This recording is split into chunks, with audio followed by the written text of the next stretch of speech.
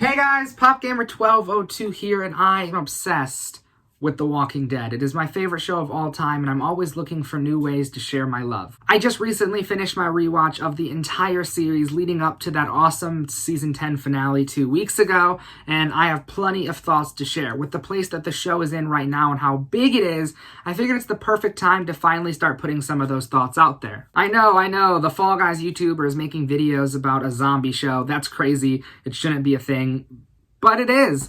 This show has meant so much to me for so long, and I have tons of awesome videos planned, so stay tuned.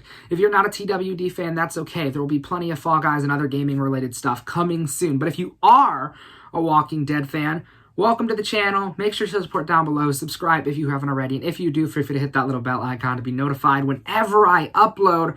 Also, let me know what other TWD-themed videos I should do in the comments below, whether it be top 10s, rankings like this, or just simple discussions. For this video, I am using tiermaker.com. A link will be in the description. If you give The Walking Dead a search, there are plenty of awesome tier lists for you to do this yourself. This specifically was a Season 10 characters tier list that was made by somebody else with tons of characters from the past season of the show. So yes, I am ranking characters that are specifically important going into Season 11. There's some characters that I'm not talking about because they're either dead, I don't have many thoughts, or they're just not important to the story of the show. Anyone that means something, I think I have. There's some characters that weren't on the original tier list, but I'm going to add them in the end. Hopefully I got it all down. Let's just do this. I'm really excited to set sail on this post-apocalyptic journey, and I hope you guys are too. Just a reminder that I am on other platforms. There's a link tree in the description below to connect with me on other places, including Twitter. I would really love if you gave me a follow over there. I also have a Patreon where you can support me directly if you want to. That's in the description as well. All right, there's a lot to talk about. Let's just jump into it. The first character on this list is Kelly, and with that, I'll also talk about her sister and the rest of the squad. When these new faces were introduced in Season 9, I didn't know what to think, but it ended up really playing to the advantage of the show. I really loved this group's introduction. I attached to each of these characters extremely fast, and their story arcs just keep getting better. I think Connie and Kelly were specifically interesting because it was our first time dealing with characters like that on the show. Two sisters that are backbones of each other. One is completely deaf, and the other is losing her hearing. And in the end, they're ultimately both survivors. I have 6 tiers on this list. Starts with S, which are the best of the best, and goes all the way down to F. And I really don't think any of these characters are going to end up in the F section, but we'll see. Angel Theory does an amazing job as Kelly, who is a super powerful character that brings a lot of emotion to the table. But I don't think she's quite been fleshed out enough. I think there's still a lot left to tell of Kelly's story. Obviously, in the last season, I hope we see a lot more of her. I'm going to put her in the B section for now. Scratch that. I'm going to put Kelly in A, and Connie is going in S because she has become one of my favorite characters on the show. It just is what it is. She was such a different character to begin with, but everything she does is so awesome. She's a total bad apple, and you can't help but love her. Spoilers if you haven't seen the Season 10 finale, but if you're here, I'm sure you have. I'm so glad we got to see her again. I cannot wait to see what they do with her in Season 11 because I think there's a lot that needs to be fleshed out between her and Daryl since the last time we saw her. That dynamic is so amazing. The family bond that's been formed between Daryl, Connie, and Dog.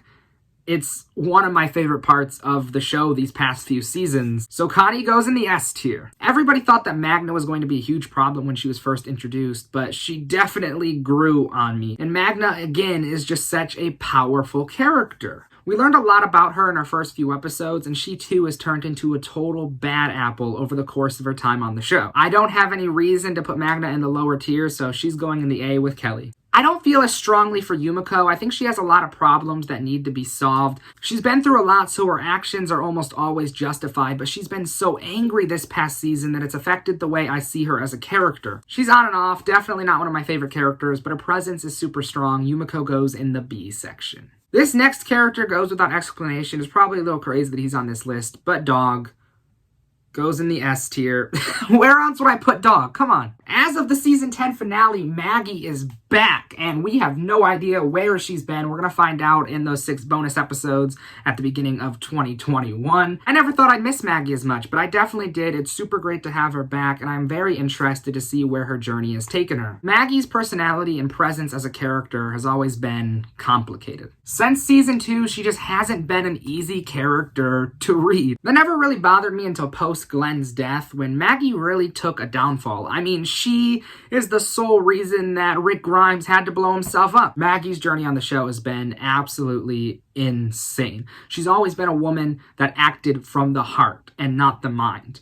And I think that really starts to get in the way of who she is as a person, because she makes some stupid decisions. What else can I say? Oftentimes when Maggie was on the screen, I was yelling at my TV. But in the end, it's hard to hate Maggie, even though she does make some unlikable decisions, and she is such a complicated character that doesn't make her a bad character. She's a great character, and that's why I'm putting her in the A tier.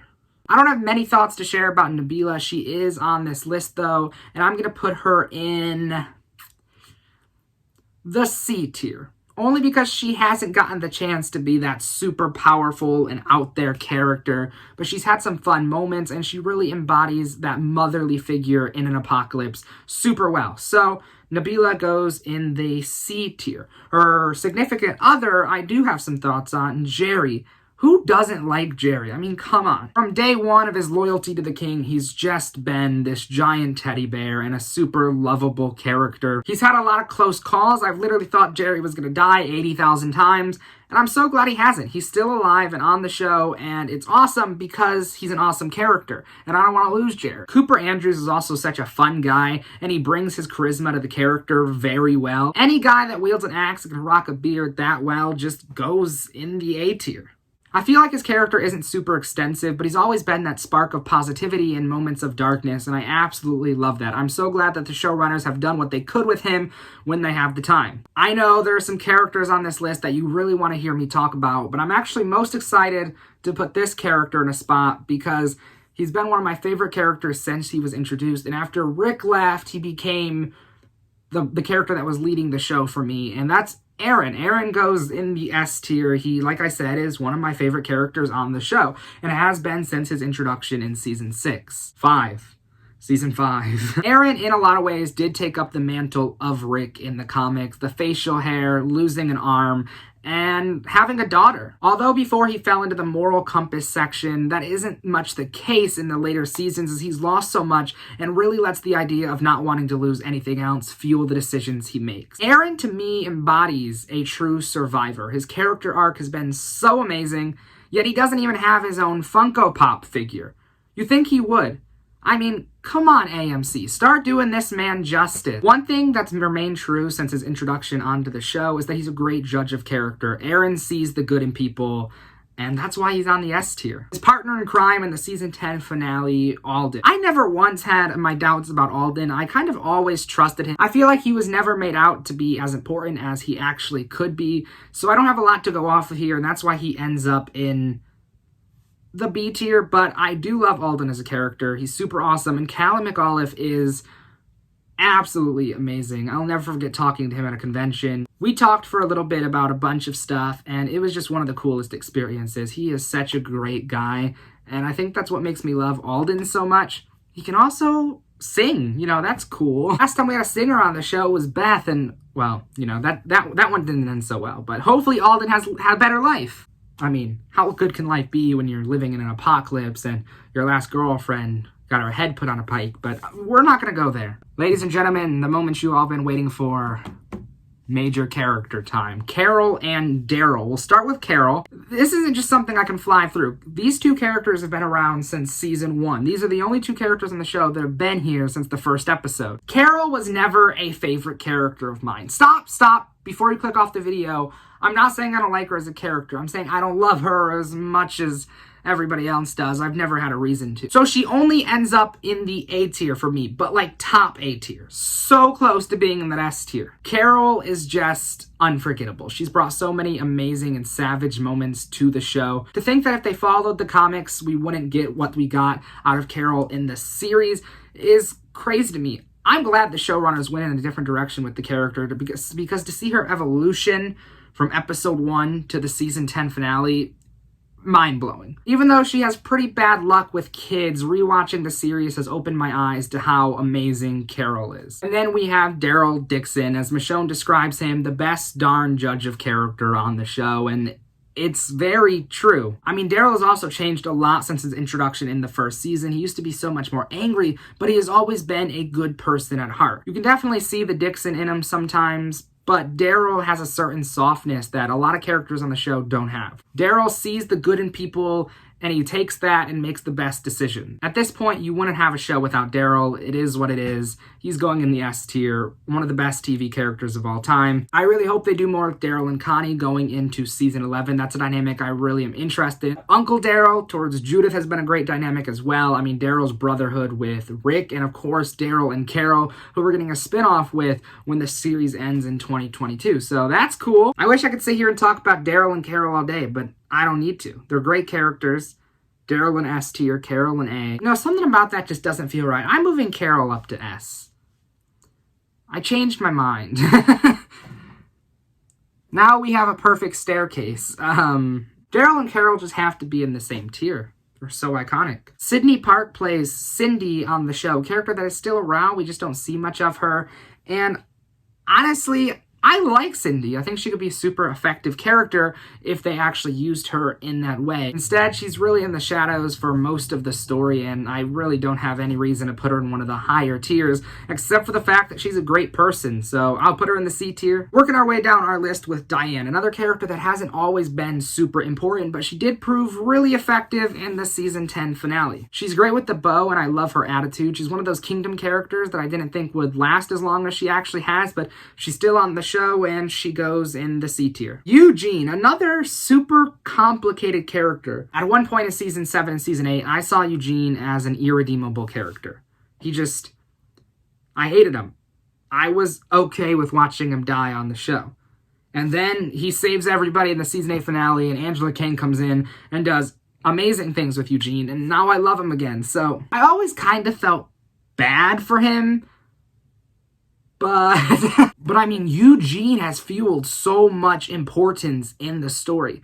Without him, the Washington, D.C. arc would be completely different. Without him, the Negan arc would be completely different. Without him, we wouldn't even have been introduced to the Commonwealth in the season 10 finale. I mean, season 11 probably wouldn't exist without Eugene. Eugene gets a lot of hate, and so does Josh McDermott for playing Eugene, even though I don't get either of those things because he's been such an important part of the show. Because of the absolute roller coaster that Eugene has taken me on, he goes in the A tier. I thought for sure Gabriel was dead in the season 10 finale until Maggie and the mysterious man swooped in and saved him.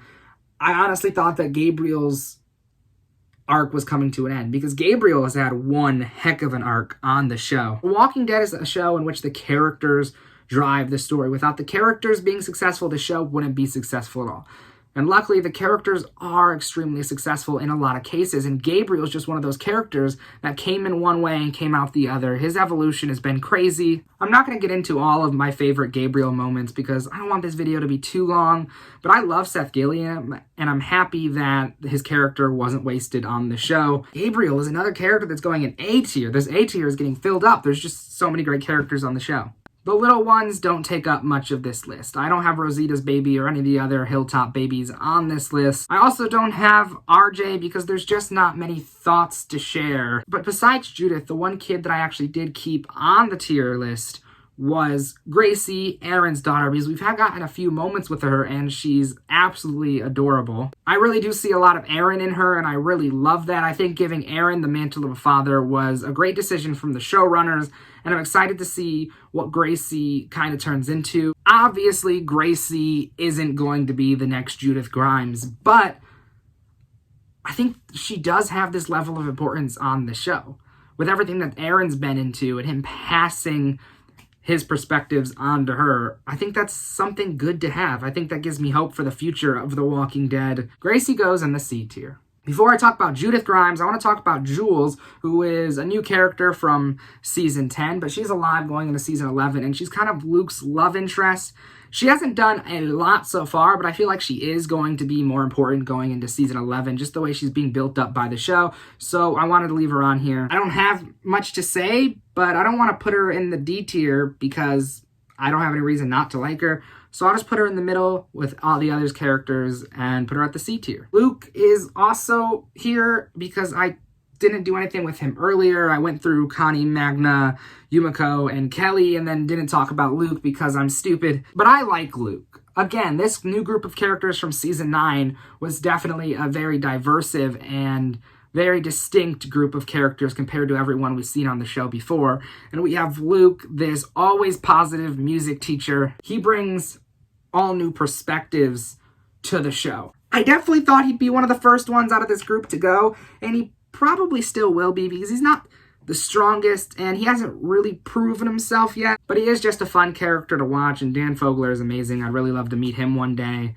Yeah, I guess I'll put him in the B tier with Yumiko. Rick Grimes and Michonne, even though neither of them are Judith's real parents, is just a phenomenal combination. The child they raise is bound to be awesome, and she certainly is. Judith has stolen the show. Kaylee Presley Fleming as Judith brings so much emotion to every scene that she's in, and she has completely carried the experience from her first time on the show. Her introduction and what comes after gives me chills every single time, but this is a character that just never gets old. Like, I literally, if anything happened to Judith, I would literally, die. I would die for Judith. Judith goes in the S tier. She just has to.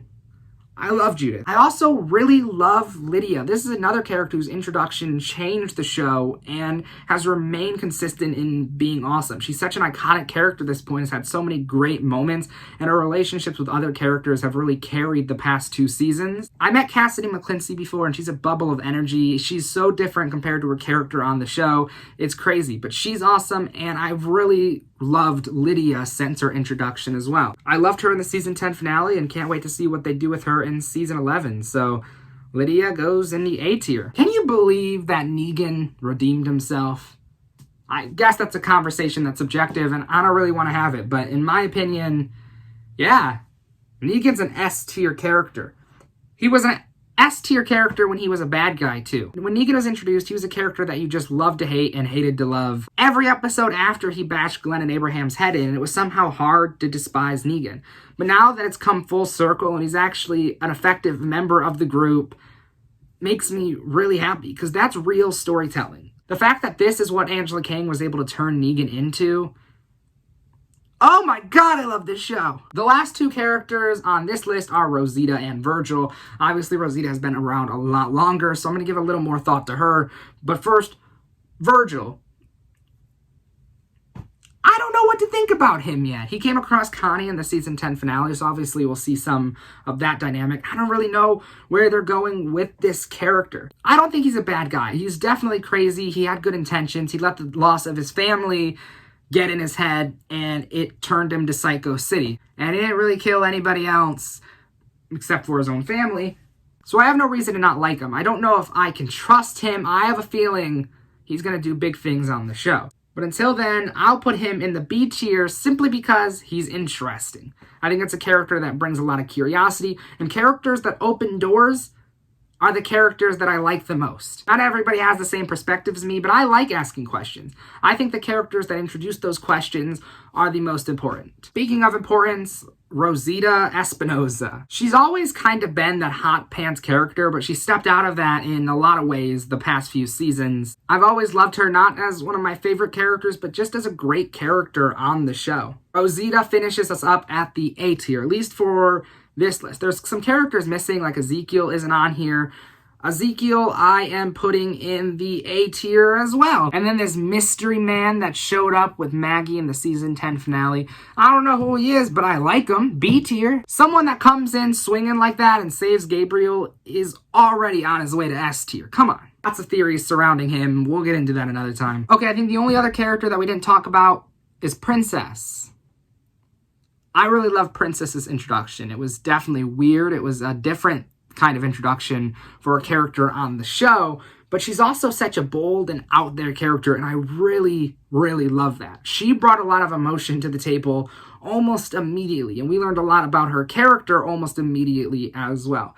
They don't really dive into someone's personality as much on the show as they did with Princess, and I think that's because her personality is really what drives her character. Paula Lazaro, who plays Princess, talked a lot about how important this character is, and I'm really ready to see what she does on the show. She's a little crazy and takes me back a little sometimes, but, you know, she's fun. B tier for now. I'm sure she'll move up. Okay, I have 46 minutes recorded. That was crazy. That's The Walking Dead. I'll see you guys in the next one.